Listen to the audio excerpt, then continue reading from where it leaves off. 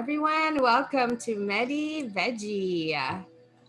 Hi. It's Wednesday and I'm super excited. We have all our friends here. Hi, Esther. Hello. Good to see everyone and our new friend for today. Yay. It's Sarah. Hi, Sarah. Thanks for joining us. And we have Dr. Smita too. And, today is spring equinox, right? So we're all spring out. How do we say that? Right. Yeah. Sarah and I are springing out of the grass. I love that. Disappearing and springing. Yeah, we've all dressed as if we were blooming out of our respective bedrooms, offices. Okay. Dr. Smita, what is spring equinox exactly? So there are certain times of the year, which are marked as the beginning of a new season. So we have the spring equinox and fall equinox. So spring is the start of spring. Spring equinox is the start of spring. And I know that there is something about the Earth's positioning and then we have winter solstice and summer solstice. So summer solstice is the longest day of the year, and winter solstice is the longest night of the year. And so we have the year divided into these seasonal, nodes. So spring equinox is our start of spring. Oh, and I see flowers are blooming everywhere, especially in San Jose. It's like super nice. So it's gorgeous, and all those spring allergies. Oh my God. Well, I'm lucky I don't have allergies, so I get to enjoy it to the max. So how are you doing today, Esther? You look so pretty today. Thank you. I appreciate the reminder to dress like it's springtime. I'm doing better. Yeah, like we all have our challenges, right? Yeah. I'm super excited for tomorrow night. We have Chopsticks Alley hosting creativity. Can you tell us more about that? Yes, I would love to. So, Chopsticks Alley Art is going to host the first of our open mic series called Creativity, emphasis on T, because this is going to be an open mic for Asian artists of all genres. And I'm personally really excited to have a space like this because I have done a lot of open mics and there's never been one, dedicated specifically for Asian artists. And there are also not that many open mics that will also invite visual artists, who have paintings and sculptures and multimedia pieces to present. So we're really excited to pull this off tomorrow. Thank you. I'm really thrilled because the artist lineup is completely full. We have people who are like, but I didn't sign up yet. Wait. And so we have to push them out to April. So this event, Creativity, will happen every month, the last Thursday of every month. And Esther and our team of really talented ladies are putting it together. I get to just sit back and watch. So I'm like really excited about that. Yeah, I'm really excited to see, both Harleen and Ashley, Chopsticks Alley interns, and Esther leading the way. So super excited about the event. And I like tea. Are we supposed to have tea while we watch the art? Of course. Okay. You'll be welcome into our tea Zoom. Yeah. Our staff came up with that super clever tea Zoom instead of room. I wonder if we can choose a tea that goes with the theme. Yeah, we actually will have choices for people, so you can have wow type of tea you like. Look at that. Like So I just posted a little, information about what equinox really is. So people are welcome to read it. It's in the chat. Well, we'll share it on the Facebook chat as well. And, people are joining us on Facebook, YouTube, on my channel, on LinkedIn, and also, where else? Twitch. So we are very excited to see people. And, sometimes you wonder, you're like, is anyone watching? But then when I'm talking to people and they're like, hey, that thing you do, what is it? The Medi-Veggie something, So they're paying attention. Someone's watching. So we keep doing what we do to try to spread the cheer, help everyone to regroup, concentrate, center, right? And then we also bring art into the mix to make the world more beautiful. And then this month, we're celebrating Women's History Month. So we will feature, today is South Asian women. I'm really excited for that portion of the program, which will come up in a few minutes when we officially kick off at 12:15 p.m. During this hour, we just kind of, kick around a few things. And of course, we should acknowledge, the violence that's happening in America. And, we will address that in our own way today, with Dr. Smita's help. But we also want to bring joy and remind everyone that there is more than that. And there are many aspects to life, right? The duality of earth that Smita, you always talk to me about it, like the wonderful stuff we do and the crazy bad stuff that we do as humans. Yeah, no fun. Okay, well, Mina, tell us about Sarah. How come Sarah's joining us today? Well, Sarah is my niece, and she's from Vancouver, and my parents live in Edmonton, so she's coming to visit Grandma and Grandpa and make sure they get their second vaccination, COVID vaccination. And then when they have their immunity, Sarah and her mom and dad will go back to Vancouver, and me and Stuart will come back home to California so we can experience spring.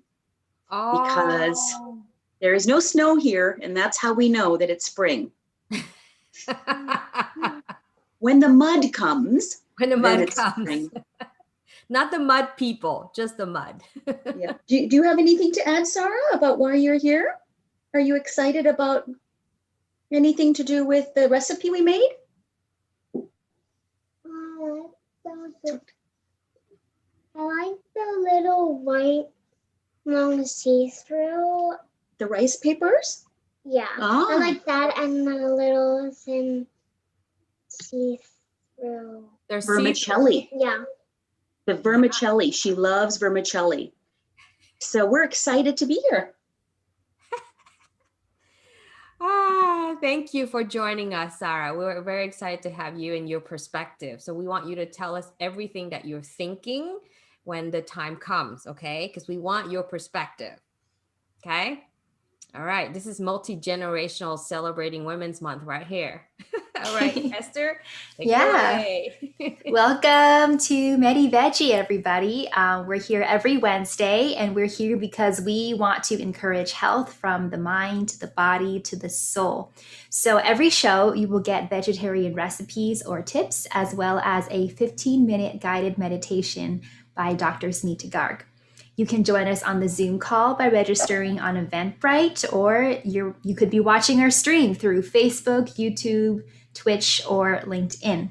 And if you're just tuning in now, today we are celebrating spring equinox, hence our spring colors for you today. The first day of spring was this past Saturday, March 20th, and on that day we had equal parts night and day. I think in nearly all parts of the world, this was the case. So definitely noteworthy. And of course, here's to earlier dawns and later sunsets. So happy spring equinox, everyone. Yes, we're very excited to have everyone here. So I'm going to add all of our friends spotlight. We even have our poet friend, Dukin, who's here again. Maybe he will throw out some poetry, right? This is like springtime. This is a time when everyone's like very romantic, right? I'm a very not romantic person, but look, I even have flowers to show you. See, I'm trying to bring it on today. So let's, why don't we begin with South Asian women that you should know? So are you ladies ready? I'm going to spotlight here, if Esther can help me spotlight Smita and Mina so they can begin to tell us more about the women we're celebrating today.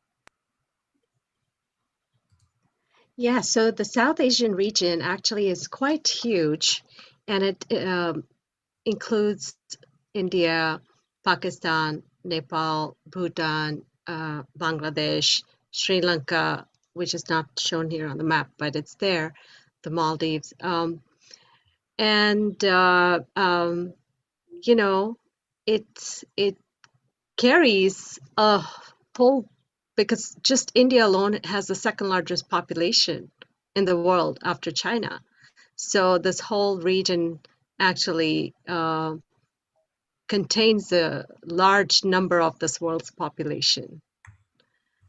And South Asian women have made great strides. So we are starting with Deepa Iyer. So these are women who live in the United States. And so really our focus is not so much on South Asian, but women of South Asian origin. And Deepa is an American author and activist. She was born in India in the southern state of Kerala. And she was the executive director of South Asian Americans Leading Together, called SALT. And her work primarily focuses on racial injustices and how to cultivate multiracial solidarity. At this time, what we are experiencing in the United States, Deepa's work has come to the fore, and she has created something which is called I'll just share with you what it is called.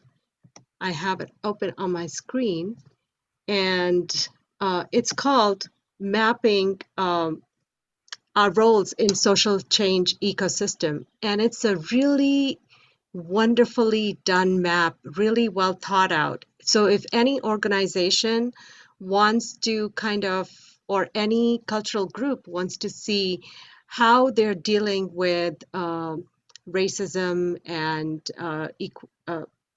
equity in our system, then they can actually either take training from Deepa, or they can look at the social change ecosystem map that she has created and start bringing some changes. There's some reflection questions that go with it. It's just done very, very well. So I am really proud of the work Deepa's done, and happy to bring the focus on her here. Now, this is Priya, and Meena, I would like you to add a little bit about Priya, because I know Priya personally from the time she was born, because she is my niece, and she's a wonderful food writer. This was the first book she wrote. Sorry, you can't see it clearly. This was the first book she wrote. It's called Ultimate Dining Hall Hacks. And this book was written by her when she was still in college at Dartmouth College. And then she wrote the book Indianish, which became a bestseller. And the youth in America, the Asian American youth across Asian American, I would say the entire Asian American culture, not just Indian American, they loved her book Indianish because of its focus on family and recipes that come from within our family. So that's Smita, Priya.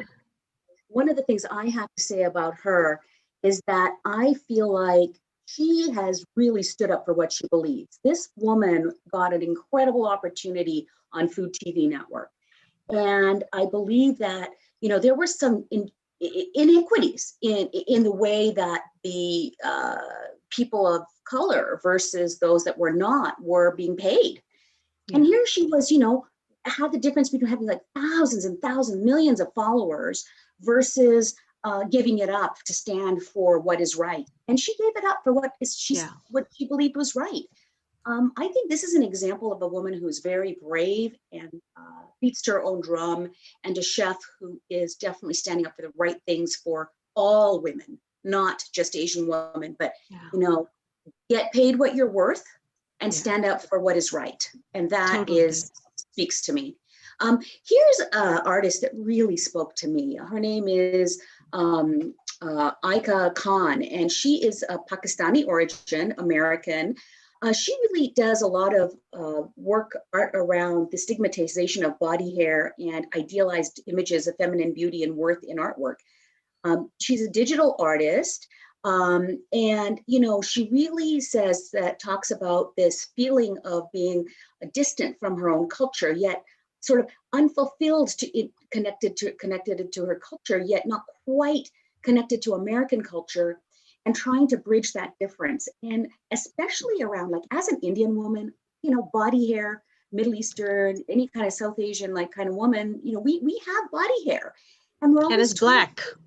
Yeah, and it's not beautiful. And It's you know, not blonde hair, it's black hair. black hair, it's not, and I wanted to be blonde. You know, I grew up in a very white community. You know, my facial hair or my body hair, my arm hair, you know, we hit these things. And here is a woman whose art talks about that. Like, look at that woman swimming with, you know, underarm hair, like, yay for her. And then the other one just sitting there going, hiding herself, you know, a little bit. You know, just proud of her hair, proud of her body. And apparently she is quite the advocate for the queer community as well, and is featured in something called the Turmeric Project that Smita was telling me about recently. I just love women who are proud of their bodies. And when I look at my daughter, you know, at 22, she said to me yesterday, Mom, you know, I said to her something about, gosh, I was so fat when I was younger. And my daughter said, oh, Mom, I feel so sorry for you that you guys had to deal with all that. You know, in my generation, we love our bodies. And I was like, oh, it just made me so happy, so happy. Yeah, isn't it nice? One of the nicer things about being like on, you know, COVID stay in place is that you don't have to shave your body hair and you can just be who you are, right? Like there's a freedom that COVID's given women, right? Yeah. Thank you so much, ladies. That was amazing. I love seeing these women highlighted, because otherwise we don't know about them, because you hardly ever, you know, notice them in media ever, like if they ever get shown. And so the next segment we have is going to be, Esther, did you want to? Is today's guided meditation by Wait, Dr. don't we have a recipe? Oh my goodness, yes we do. Wow. She's like, let's meditate now. I know, I'm like, all We're right, time to ready. just like zone out. Okay. We are ready for Actually, meditation. If you were here earlier, Sarah gave us a lovely little sneak peek into today's recipe presented by Mina Gates. So Mina, why don't you share about today's recipe? I go to Vietnamese restaurants. I love the spring rolls. And I know there's a Vietnamese name. How do you say that? Guai Quong. Very easy recipe, 50 calories per. It is just, and apparently they're very different from north to south. So now I want to really explore the different sauces. But this is a very simple, fresh spring recipe. And I really hope you enjoy it. Sarah and I loved making it. The sauce is very simple.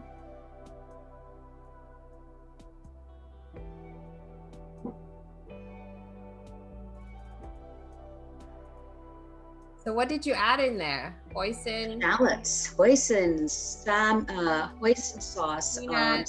teriyaki, and you just, you know, boil it and make it sort of into, and peanut butter.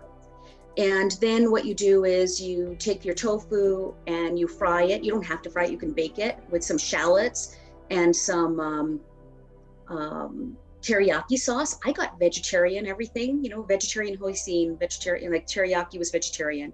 And then I fried it up. Then you do the vermicelli. This was the favorite for Sarah, right? You loved this. You boil it for 3 to 5 minutes in the water. And it just is so, these are made out of bean. So they're actually, you know, pretty healthy. And it adds that fullness and that sort of mouth flavor to these wonderful fresh rolls, and the bulk to the fresh rolls. You just don't feel hungry after one of them. And then once they're boiled, we drained them on paper towels. This recipe is one where you just make each of your things. You make the sauce, you make the protein, whatever that is. This was tofu, but you can use other things. And then the salad and herbs. This is amazing. I love the fact that there's lettuce or Napa cabbage, or look at here, Sarah's picked all of these wonderful herbs. That's the basil on the right, left. You assemble everything.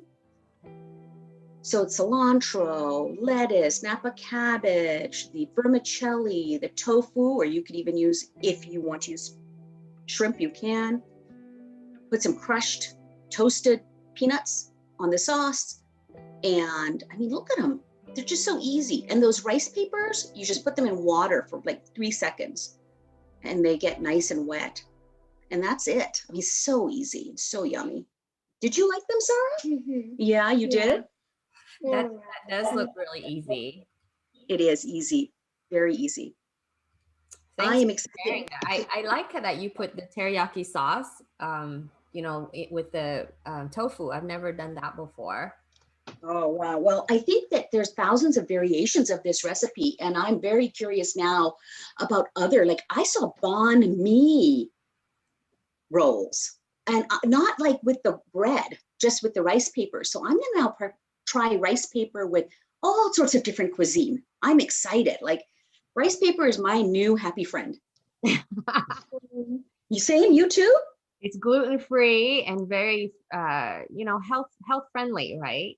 And I don't know if you know this, but if you were, well, not the healthy part, but if you were to deep fry, like, the Vietnamese da yaw, which Americans typically call them egg rolls, we actually use these shells to deep fry and not the Chinese wrapper that you normally see. So traditionally, that's how it's done.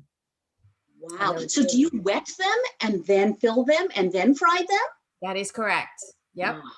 Well, when COVID is over, I cannot wait to have a cooking party with all of you.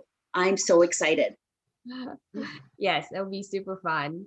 And we want to, say hello to all of our Zoom friends who have just joined us. We have Uncle Poets, Yu Jin Wing, and also our friend Marcos Villa, who's here. And then today we also have Fernanda, who's joining us. So we're very excited to have all of you here. And of course, our friends Zoom, out there in the world of streaming. And I think we're ready for the next segment now, Esther. Yay! So as I almost rushed ahead, today we have a meditation on, I believe, moving on and healing from Dr. Smita Garg. So Smita, I will allow you to introduce actually, the meditation is more about welcoming spring, which to me is a sign of, the cycle of life, right? That life moves on. So after winter, there is spring. And the spring equinox, it is a kind of symbolic to me of the start of the new. So we can let go of the old. And so today's meditation is about letting go of the old, but I've taken a different sort of approach to it. I am going to take you on a beautiful hike up the mountains, big green hills that are filled with spring flowers. And so that's where we are going to go today. And hopefully it will uplift you. Writing this meditation definitely uplifted me. So I'm excited to share it with all of you. So please find a quiet spot and just sit down with your eyes closed while I guide you in this meditation today.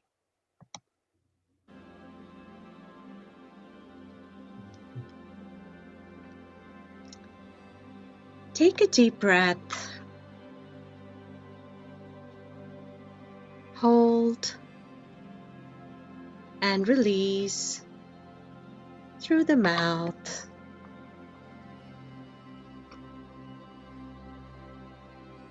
Take another deep breath, a nice refreshing gulp of fresh air.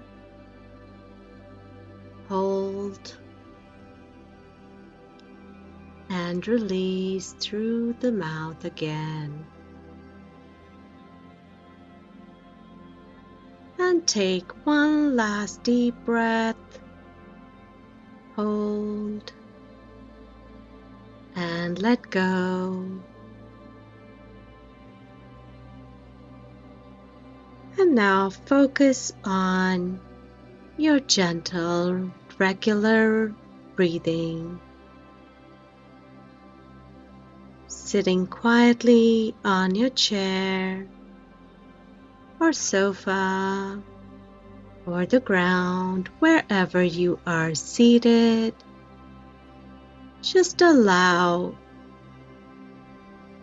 the earth or the sofa or chair to carry all the weight for you. And now, as you are sitting there feeling lighter, feel a warm, loving rainbow colored mist envelop you, completely surround you.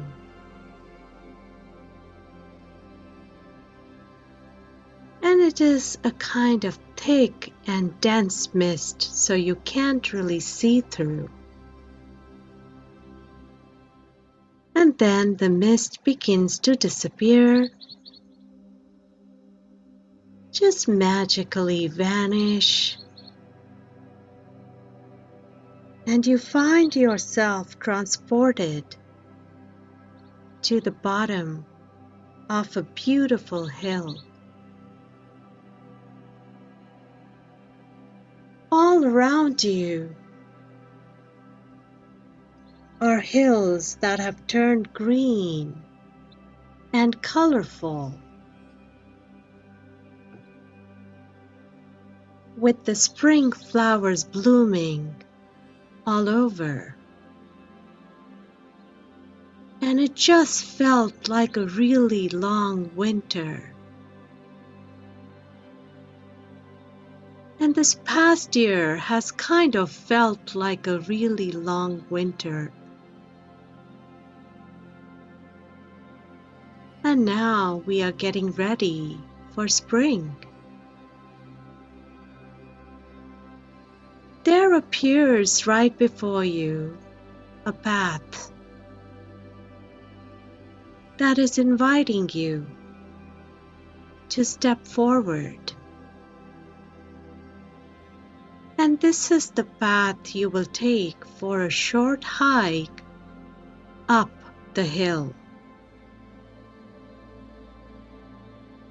And once you get there, there is something waiting for you that is filled with beauty and promise. You don't know what awaits you at the top, but the anticipation nudges you forward. Take one step at a time on this path. There is no rush. This is your time to be with yourself and nature. As you walk up the path, notice the shrubs and the plants growing through rocks on the hillside. It is a marvel that these shrubs and plants that are so soft have the resilience to grow through or around the rocks that are so hard.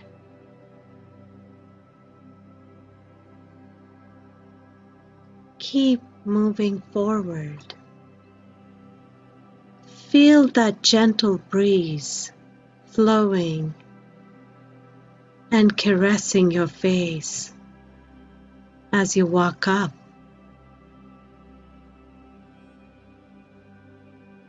Listen to the birds chirping and chiming so busy with their lives. As you keep walking up on the hillside, there are beautiful yellow flowers. They popped up as if out of nowhere.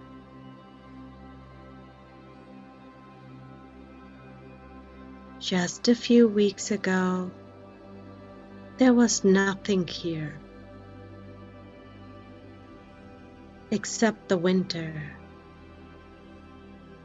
The hills looked barren and brown. And yet, now they are covered in lush green, yellow.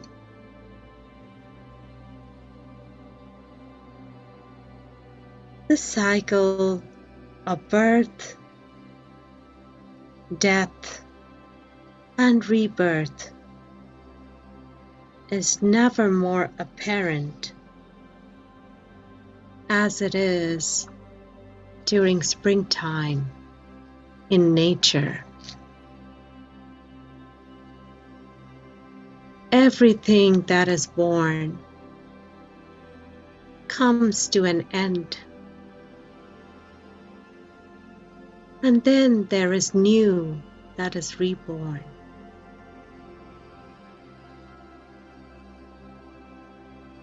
And so the cycle of life and death continues. Keep walking up the hill, stopping to look at the beautiful vistas. And just for a moment, stop and observe the hawk flying right above, up in the clear blue sky. It moves in circles,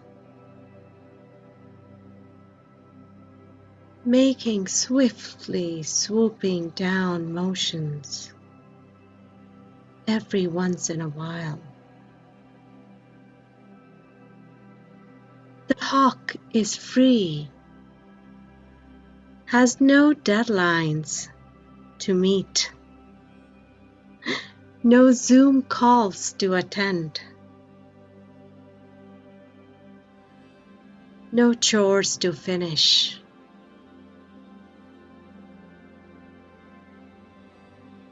In these moments, feel that freedom. Feel your wings opening, ready to take flight. Feel your heart expanding.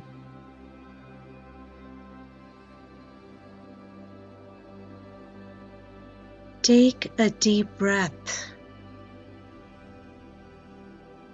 and let go. And bring your attention back to the path. Now we are getting really close to the top of the hill.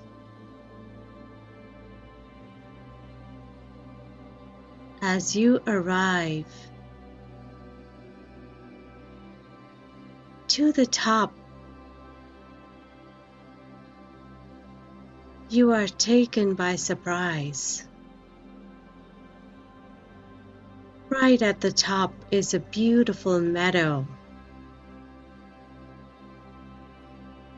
Step into the meadow and with your eyes closed, feel the loving breeze.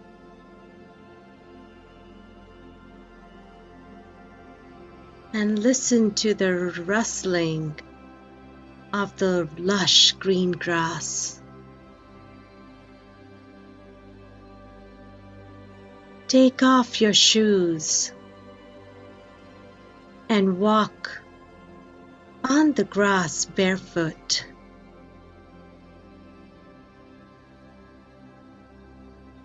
Feel the dewy wetness underneath. The soft grass massages your feet gently as you walk on it. And somewhere in the background, you can hear a brook running gently over round and smooth pebbles. Sit down with your eyes closed, or simply lay down in nature's bed.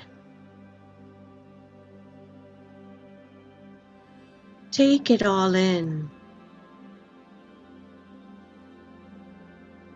Let nature heal you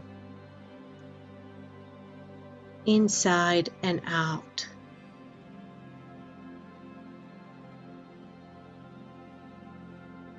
Allow your body to rest.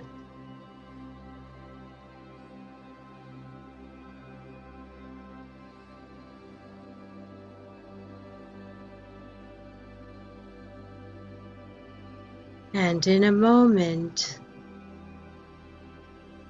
the mist comes over again.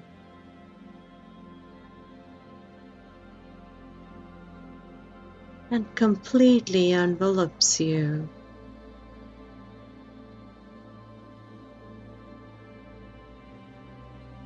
And then as it disappears, you find yourself back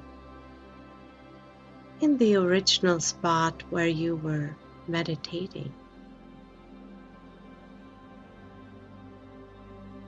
Stay with the feelings you experienced while on the hilltop.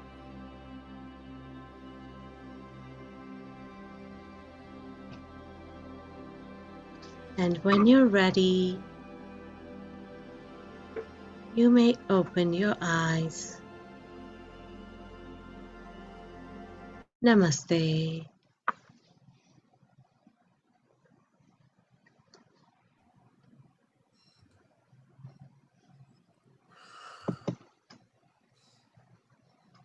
Thank you so much, Dr. Smita, for that meditation.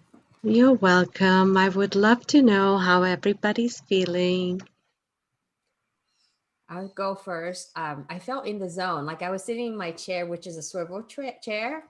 I thought it was kind of like spinning a little bit, but when I opened my eyes, it's not. It's stationary, but in my brain, I thought it was kind of spinning. That was pretty cool. I guess it's the imageries that you talked about. Yeah, visualization is very powerful. You know, you can be sitting in one spot and completely transform yourself through visualization.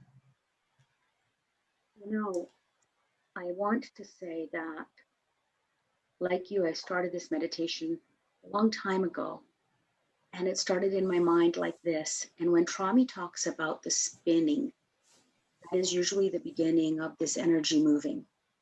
And what's interesting is doing this meditation, this kind of meditation, then led me to actually go out into nature. And it's almost like my internal mind became my external existence, because I was called to nature.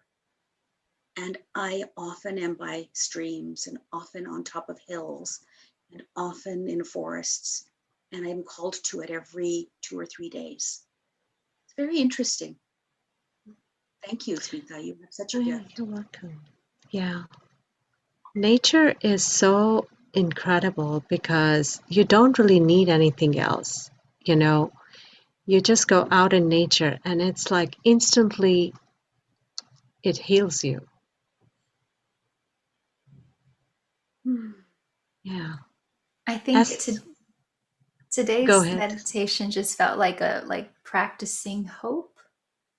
Like I'm trying to practice hope in a different future than I had previously envisioned for myself.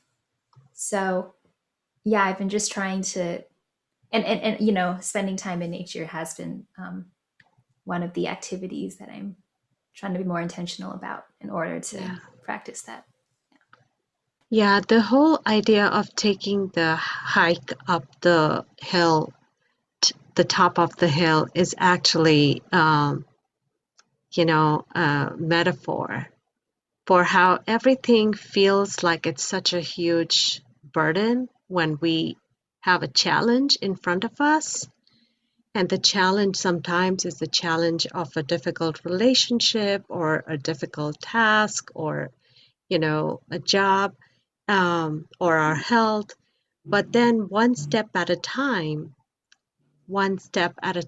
as we breathe through every step and we stop and smell the roses, you don't even realize when you can get up there, and you're up there and there's treasures to be found once you get there.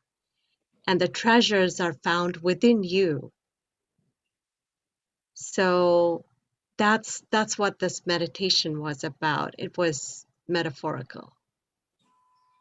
How about you, Fernanda? Yeah, I agree. To hear from. Oh, Marcos, did you want to say something? Yeah, I said I agree. It is a metaphor. When you go climbing the mountain, and then you reach the top, and there's a reward, and you get views that very few people will have because they didn't climb the mountain. So they're yours, and it's a metaphor for achieving something, and having the goal and finishing it, and then you can go back down, and going back down is the easier part. So yeah, I agree. This really, Marcos, what you said really spoke to me, because this week, I don't know if you're not going to be able to see this. That's me at the top of a mountain. I'm at the very top of the Whistler. And I never thought that I could do that. Yeah. I was so afraid. I would go up the face of the mountain on the gondola and actually like cry and freak out. And this last week, I was at the top of the mountain, and this peace, just like she said, just overcame me. And as I went down the mountain, instead of fear, I tipped my skis over the edge and just glided down, and there was no fear. And it was like you said, it was this metaphysical realization of overcoming something. Yeah. Yep. Okay, and Fernanda? Sure. So when Dr. Hart started, I'm actually a runner, so I visualized myself in one of my runs. And when she said it's a short run uphill, I was like, oh, good, because I'm usually, doing 13-mile runs in the hills and things like that. And for me, it was not so much like a metaphor. I felt transported to one of my runs, and I just love the way you were talking about, the grass and the flowers and taking your shoes off and all that, because when I'm running, I feel that freedom and that connection to nature, and I love it. But when you're running, you're passing all this beauty, right, really fast, and not have this the time or the space to actually appreciate it. So in a sense, when you said it's a short, and I was thinking, oh, good, it's not a difficult uphill, which is good. And so I was just kind of like analyzing your whole in a technical way as a runner. And then when I was at the top, I was like, oh, now she's gonna bring us down, and then you stop there. So. Yeah, because the whole point is to get up there and really kind of become one with nature, right? And enjoy that moment being who you are, being with yourself. So a lot of times we don't do that, but then embedded in the guidance within the meditation was a grounding exercise. You take your shoes off, you walk on earth, and so you connect to earth. So that's, my meditations always have these hidden exercises and there's metaphors. Yeah, so I love it. I definitely felt transported. I felt connected, and yeah, it gave me a space to relax and actually project myself to like my weekend run. So I loved it. Thank you. yeah, I love what you're sharing, really. And you know, as I was writing the meditation, the hawk showed up, and it was like, okay, got to put the hawk in there because the hawk is, you know, usually when I go hiking, I always see hawks and eagles, at least one of them, and they are always there with a sense of freedom that we don't have as humans. We've created a world where we have deadlines, we have, you know, time limits on us, all that sort of thing. Right. So I was You like, the got to hawk stop. has no Zoom calls. Right. Yep. I know our poet Jin was inspired during your meditation. He wrote a few poems. Jin, would Would you love like me to to read. read it, or would you like to read it? You read the Vietnamese version, and I can help translate. You Okay. wanna read it? Yes, you can read the Vietnamese version too. Okay, I read it. Tình em tuyết phủ giăng đầu núi, mây trắng u buồn vương ái ân. Because I wrote the book two poems like that. I see the cloud fly over the mountain, and I see the snow. So I wrote the two poetry like that. Thank you for. Thank you too. And the translation, so he did write the translation there. It's only like Maybe not right. yes, it's like a speck of the real meaning, right? Yeah. That one's good. Your love, it's like snow covering the top of a mountain. So when you think about how enveloping love is, and then the second phrase, mây trắng u buồn vương ái ân, meaning white clouds, but there's some sadness within the white cloud. So I think he's taking the imageries from the meditation. It is like lingering love and affection. So it's like, oh my God, it's so romantic. Like it gives me goosebumps. It's beautiful. I bet when It's you beautiful. were probably like a lady killer, right? You can like Yeah. Because when I see it like that, almost I see the one of poetry. Thank So you. I write it down. Yeah. So normally for our Medi-Veggie viewers, you know, our show really begins 12:15 and it ends at 12:45. But anything we do before and after that is really conversation and building community and just talking about whatever that comes to top of mind. And today we're in the positive vibe. So let's keep that going, right? Marcos, I noticed that you have your mask on today. You have guest visitors today. Yeah, there's more people here, and it's really crowded today. So I don't know what's going on. They're enjoying nature. Yeah, there's people here with the kids playing frisbee. These people are having a picnic, and pretty nice. Great. You know, Mina, after our conversation a couple weeks ago, after a meditation, you talked to me about how what inspires you is it doesn't matter what age you are, that you're still doing it. Can you tell us more about what your message is for the world? I know it's not like completely like compact yet, but just tell us. I think as an aging kind of woman who has been through quite a lot in life, I came to a crossroads after I completed my responsibility. You know, duty and responsibility is a big thing in the Asian culture. Duty, responsibility. And I lived with duty and responsibility for many years. And I think as I aged, I started feeling more and more unseen. And I think there was also a piece of being sort of a fork in the road. I can either go down this way and allow myself to sort of not do as much, or I can increase my energy and start doing more. And I started looking at what was it that was stopping me from living a full life and doing the things that I wanted to do. And I think in meditation, things came to me that allowed me to get closer to myself and made me realize that I could do things that I didn't think I could do. So I went to culinary school.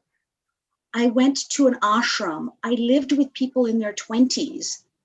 I got to do things that were amazing. I increased my skiing ability. I thought I would do the Camino Santiago, and then then COVID started. So I couldn't do those hikes, but I promised myself I would hike every day.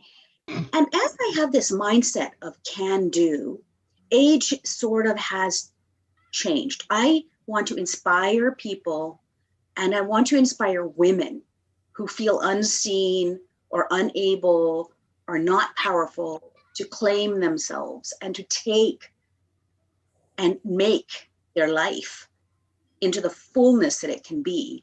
And I think that's what it's coming to. And that's why I am sharing my health journey. That's why I'm helping people lose weight. Like I counted yesterday, my clients, like 450 to 500 pounds they've lost. And through that transformation, they are doing great things with their lives. And it just, I don't know, I just feel like I want to share it. If I can inspire one person to do something, like today, Fernanda inspired me. She said she's a runner. I'm like, oh, I want to talk to her. I want to learn about running. I want to run. I want to be set free. I want to be light.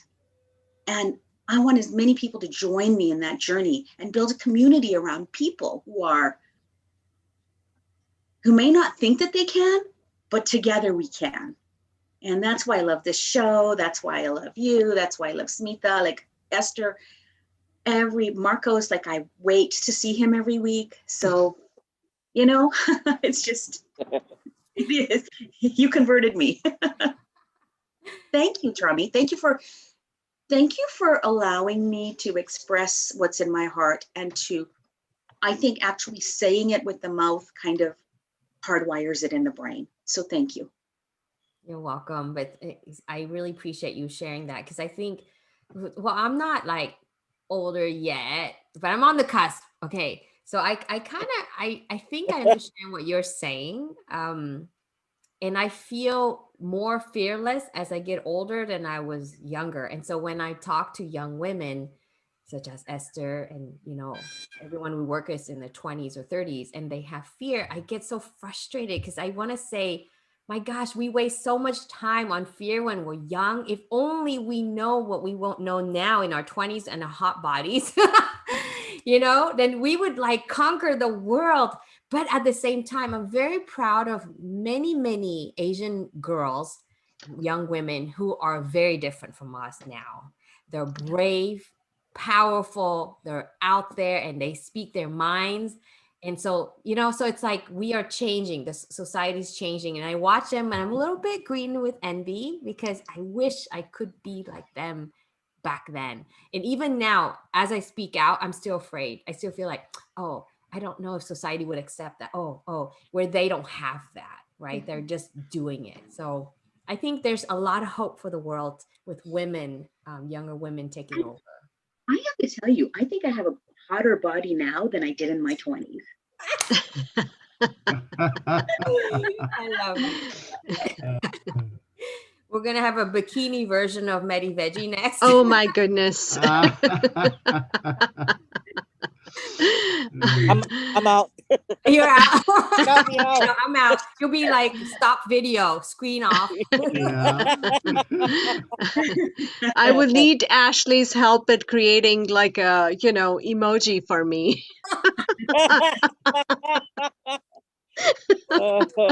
Thank you. This was great. I have to go, but I'm going to join next Wednesday. Thank you. Wonderful. So nice to see you. Nice to see you. Thanks. Yeah, I love it.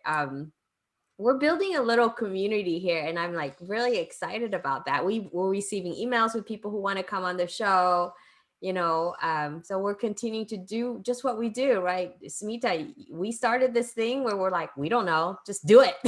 And here we are.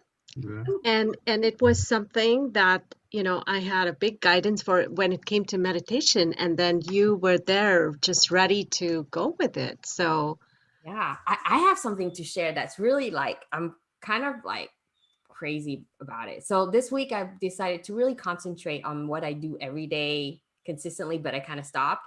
And it's just to spend even 5 minutes in front of like this makeshift altar that I have, where I just have like a candle and like all these various deities, like everybody basically, and plants. And I just decided to concentrate on turning my book into a movie, because I haven't done that. Because sometimes, you know, you take care of other people, you make sure that everyone else reaches their dream, Chami, right? Chami, Yes. do you remember our conversation? No, which one? There's so many. Oh, about moving into making movies? Oh my gosh. So anyway, so I decided to do that. And then I have Tuesdays a day I decide to have meetings, Zoom meetings, and then no more meetings like any other day, but don't tell anybody. Shh. Anyways, so I got a meeting set with some random person, whatever. It's like one of these connections that somebody told them they need to meet me. And I'm like, but I better say yes, you know. He came on, and next thing you know, he knows someone who's Laotian, who's a total movie maker, who's a super nice guy, who writes scripts, blah, blah, blah, blah. And I have a meeting with him next week. You just don't know, right? You just don't know. And I don't know where it will lead. But I know it's a step. It's like your meditation. Just take a step. And it's a step. And I don't know where it's going to go, but I trust faith. And I think, you know, something's got to happen. It's a whether it be whatever it is, right? So I just want to share that, because that's the power of meditation, or concentrating and thinking about whatever it is, and visualization. It's about setting an intention and then sending energy into that intention. So, Kami, do you want to make the movie, the romantic movie? I want my book to be a movie. My book, Vietnamese. It's about Vietnamese women, mother-daughter relationship, and the struggle, sort of like Joy Luck Club, but our own version of the drama. Better. It's better than I've read it, and I think at some point maybe we should dedicate a Medi-Veggie episode to just talking about your book, Trami. I think it's better than Joy Luck Club. There was it felt just like truer in a way. Yeah. And Read it and then have a book club on it. yeah, it's also just great because Trami's personality, you know, she's the author, is definitely in the book. So it's like every way that she makes me laugh in person, like that's also in the book. You know what I mean? Yeah, I really enjoyed reading it. Oh, Yeah. thank you. Thank you. Yeah, it's been a while. Like, it got published in 2016. And then Chopsticks Alley was born. And then, you know, then Chopsticks Alley art took over. And my whole life just went Chopsticks Alley. And it's no longer about the book, you know, my book. I need you to meet somebody who's Indian, who is an author, who works in the fashion industry, who had her movie made by Hollywood. Whoa. I'll connect you with her this week. oh, I would love to meet her too, Mina. Yes. Can you imagine Vietnamese in Bollywood style? I'm thinking of writing a book also. Oh, yeah. I've What had will this your idea book for be a while. about? What will your book be about? It's about part of the history of my family, but it has to do with the coffee business in the West Coast. I've heard somebody's already working on one book, so they're kind of like already taking my idea. No, there I was can be thinking of it. more than one in the same space. Yeah, so I was thinking of it before, but now I'm really thinking of it. That this is a good idea. Because I've already done some of the research. I think I don't know what else they know or what they found, but I was thinking maybe I should continue with my research and then write a book about it. Just do it. And you can sell You books should. on Amazon now very easily. So I have 3 Yeah. books brewing. They've been brewing for a while, so I have a feeling they'll come soon. yep. Pen to paper. That's how it begins, you know? Isn't it vulnerable though? Doesn't it feel vulnerable to write a book? Like how I mean, what, you know? Yeah, Tell us I about remember like when I first started, right? So I wrote many times this story, and I'm like, no, shred, because I don't really want to. So finally, I met a guy who, okay, I knew a woman who knew a guy that's moving into Santa Cruz, and he's a writer, like best New York Times bestseller guy. And so then she said, yeah, you want me to introduce you to Steve and, you know, see what he has to say? I was like, okay. So then I decided before I meet him that I would write. So he can read like a page or two. So that way he can tell me I'm insane or whatever. So I did. And I thought, oh my gosh, he's going to be like, this girl she doesn't even speak English, you know, whatever. So I sent it to him and he wanted to meet me right away. And he ended up, you know, he ended up publishing my book when he formed Wellstone Publication. And we were the first fiction that he published. So yeah, it's just, you just do it. So Smita, you have 3, start with 1, just write it. Mm-hmm. And it is very scary because I'm like, he's gonna judge me.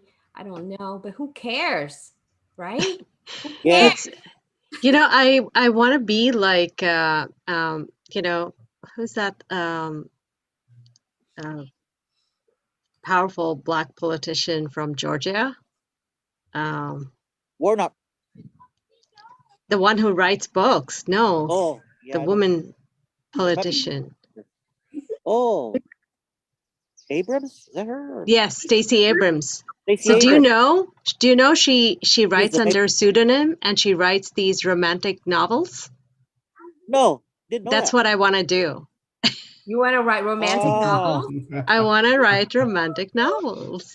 Not easy I never thing. guessed that. I don't know why.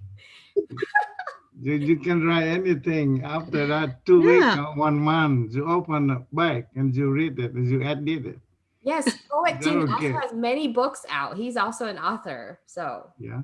yeah. I write a lot of books, so. So And Smita, then American language too. So. Smita, would your book be like about American romantic stories or Indian or? Oh, it's going to be cross-cultural. Well, that's even better. Because love is going to be the main theme, and you know, so no holds barred. That's good. Yeah. I never would have guessed that. That's really cool. Because I was thinking, oh, you're gonna write about meditation or something. Oh But no. Oh no. That would be a boring book. boring book. No. Or something like that. Wow. The cookbook from I all also the- got some proposals in writing that I have to do to add to the electrical code, but that's something else. That's very boring for me. I'm sorry. I will not be purchasing electrical code books. But someone needs it. Somebody needs it. Yeah. We need How some about you, change. Esther? I know that you wanted to play your guitar somewhere out there in the world. How is that dream coming along? I have not gone out at all to do that, but I have definitely been writing more songs and trying to be intentional about putting them out there. So recently I downloaded a digital audio workstation program to make music with, because I used to have a MacBook laptop, and so I had GarageBand, Logic Pro, but then that laptop stopped working, so I need to find one. I had to find one that was compatible with my current Dell computer, which is surprisingly challenging, but I just found one, and now I'm just trying to make time every day to learn this totally new interface, and just make little demos of my songs and share it, because that's the hard part. And maybe The sharing part? Esther, you can share with us. You don't have to worry about, we'll be the best listeners, and you'll get so much encouragement from us that then you can go out and play for others. Seriously, that is what I do when I figure out a new way to do a soul regression. I actually have a couple people that I try it out on, and they're really close to me, and I always get great results from them. And that gives me a lot of confidence to go out and then actually start doing it with people. So thanks, guys. So I'm happy to be that person for you. You want to find a street corner? Just tell us when and where, and we'll be there. Yeah. Could you Right. one of our Be there. upcoming would you be willing to play something for us? She's done that before, but yeah, maybe. Join us tomorrow night for Creativity Open Mic at 7 p.m. and Esther will be playing for us. Yes, I do have a song prepared. It's so fresh. Yay. All right. I'll be making coffee. Yes. Say, I've got an idea for Smita. You know, she said she wants to write romance novels. I remember looking at this book going, oh my gosh, this is so, like, it was because I was a widow and I was looking at widows books. And I saw this book called Erotic Stories for Punjabi Widows. And this book started as a writing class for English as a second language women. And most of the women were elderly women from the Punjabi community. But as their books got better and like as their writing got better and better and better, the teacher said, let's write a story. So one woman wrote a romance story. And before you know it, the 15 women wrote 15 short erotic stories. Oh my goodness. Wow. It's like hit the bestseller list. Like how erotic does it get? Like, well, I was too scared, but I was like, by that time I had met Stuart, so I wasn't needing the erotic Punjabi books. But you don't need books anymore. I was like, don't need the book anymore. Got the real thing. Is it worse? I love it here. We have real talk right here. Is it more or less than 50 Shades of Grey? I'm going to buy this book and I'm going to send it to Smita. I'm sending you the book. Marcos, he's curious.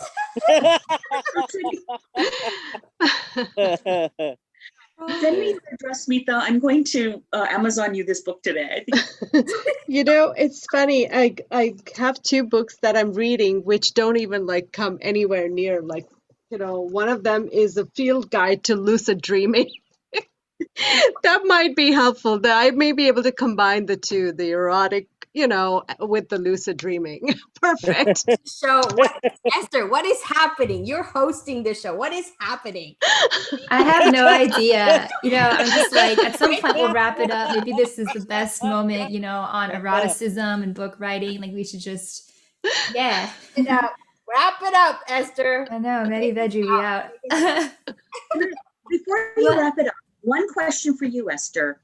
Is it possible to poll the audience on vegan or vegetarian recipes that they would like? Because I would love to really start playing around with things that actually people really want to eat. And, you know, whatever they're curious about, I am happy to experiment in the kitchen. Mina, get on Chopsticks I Eat, our Facebook food group, and you can pose your question there and they will chime in. Yeah.